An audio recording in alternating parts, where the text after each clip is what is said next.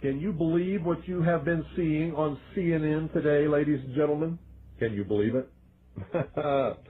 Supposedly, a CNN reporter found Osama bin Laden, took a television camera crew with him, went into Osama bin Laden's hideout, interviewed him and his top leadership, his top lieutenants and colonels and generals in their hideout.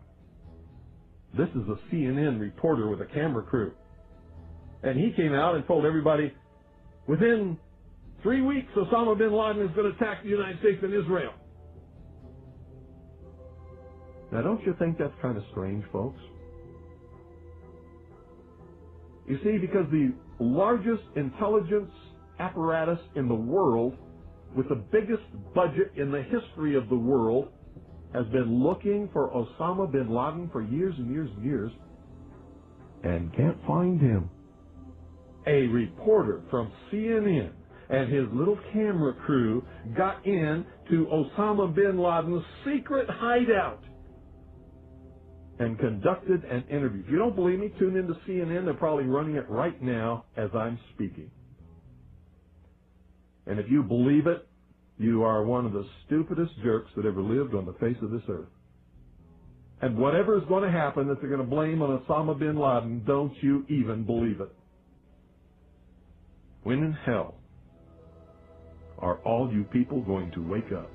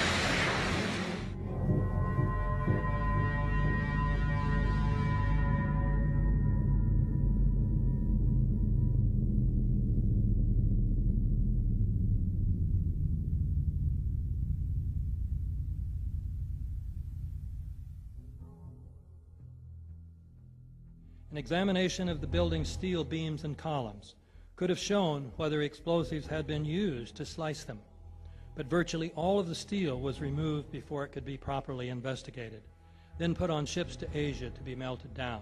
It's important for us to not reveal how we collect information.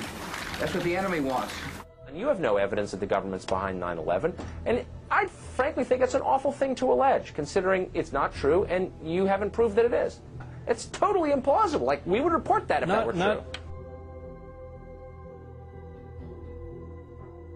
Because these guys own our government. They print our money, and they own not only the government, but they own you. You are their property.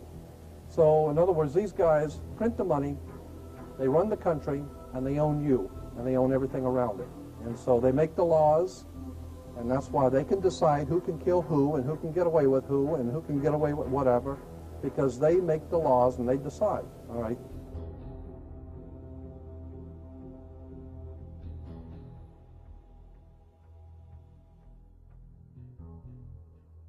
On that day, what did the president say to you? The president, in a very intimidating way, left us, me and my staff, with the clear indication that he wanted us to come back with the word that there was an Iraqi hand behind 9/11, because they had been planning to do something about Iraq from before the time they came into office. Did he ask about any other nations other than Iraq? No, not at all. It was Iraq, Saddam, find out, get back to me. And were his questions more about Iraq than about al-Qaeda? Absolutely. Absolutely. He didn't ask me about al-Qaeda. And we said, but Iraq had nothing to do with this. And that didn't seem to make much difference.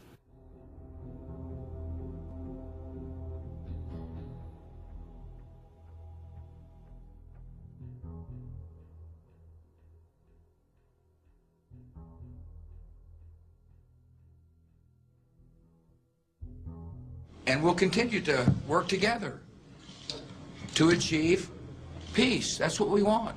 Freedom and peace. Look at the Council on Foreign Relations.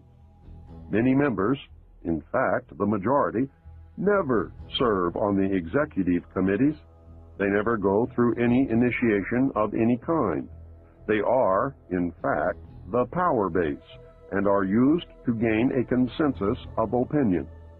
The majority are not really members, but are made to feel as if they are. In reality, they are being used and are unwilling or unable to understand. They may have been or may be members of the Christian or Jewish religion, but that is only to further their own ends. They are and always have been Luciferian and internationalists. They give allegiance to no particular nation, although they have used, on occasion, nationalism to further their causes. Their only concern is to gain greater economic and political power. The ultimate objective of the leaders of both groups is identical. They are determined to win for themselves undisputed control of the wealth, natural resources, and manpower of the entire planet. They intend to turn the world into their conception of a Luciferian totalitarian socialist state. In the process, they will eliminate all Christians, Jews, and atheists. You have just learned one, but only one, of the great mystery. The people who are running this country from behind the scenes do not care a thing about Americans or bloodshed anywhere. I think we're going to awaken one day to find out that we've all been too relaxed and entertained and watching television and being entertained with all the cares of life, never realizing what is going on in this country. In the secret, ladies and gentlemen, they are at least, very bare minimum, 50 to 100 years ahead, beyond what you can even imagine.